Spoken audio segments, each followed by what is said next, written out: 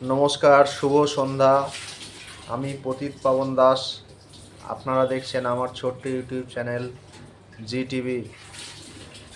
বন্ধুরা, আজকে আমি আধার কার্ডের বায়োমেট্রিক আপডেট সম্পর্কে কিছু তথ্য আপনাদের সঙ্গে শেয়ার করব।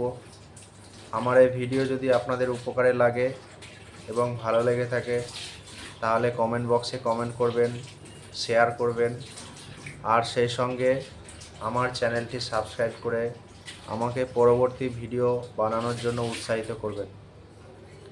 আমরা অনেকেই জানি না আধার কার্ডের বায়োমেট্রিক আপডেট কী এবং এর জন্য কত টাকা ফিজ লাগে।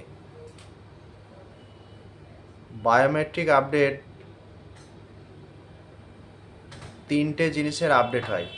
বায়োমেট্রিক আপডেটে তিনটে জিনিসের আপডেট হয়। সেই তিনটে জিনিস কি? দুটো হাতের 10টা আঙুল, দুটো হাতের 10টা আঙুল, এই 10টা আঙুলের ফিঙ্গারপ্রিন্ট আপডেট হবে। সেই সঙ্গে দুটো চোখের আইরিস আপডেট হবে, আর ছবি আপডেট হবে। এই তিনটে আপডেট একসঙ্গে নিয়ে হচ্ছে বায়োমেট্রিক আপডেট। আরও একবার বলছি, দুটো হাতের 10টা আঙুল, দুটো চোখের আইরিস আর ছবি, এই তিনটে নিয়ে হচ্ছে বায়োমেট্রিক আপডেট। 5 থেকে 7 বছর বয়সের বাচ্চাদের বায়োমেট্রিক আপডেট ফ্রি অফ কস্টে হয়, এর জন্য কোনো ফিজ লাগে না। 7 থেকে 15 বছর বয়সের ছেলে মেয়েদের জন্য বায়োমেট্রিক আপডেট করাতে গেলে 100 টাকা করে ফিজ লাগবে। আবার 15 থেকে 17 বছর বয়সের মধ্যে বায়োমেট্রিক আপডেট করলে সেটাও ফ্রি অফ কস্টে হবে, কোনো টাকা পয়সা কিছু লাগবে না। 17 বছর বয়স পার হয়ে গেলে এরপরে প্রতি 10 বছর অন্তর অন্তর বায়োমেট্রিক আপডেট প্রত্যেকেরই করা প্রয়োজন। কারণ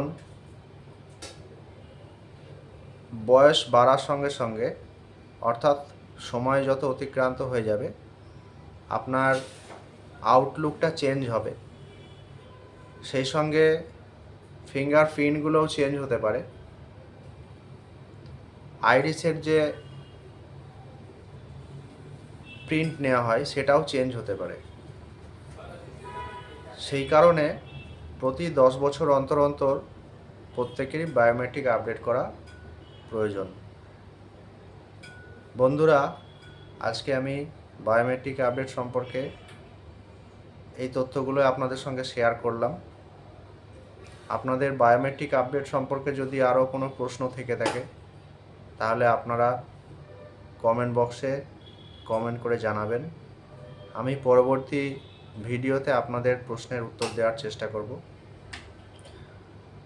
আপনারা সকলে ভালো থাকবেন, সুস্থ থাকবেন, আনন্দে থাকবেন। আজ এই পর্যন্তই।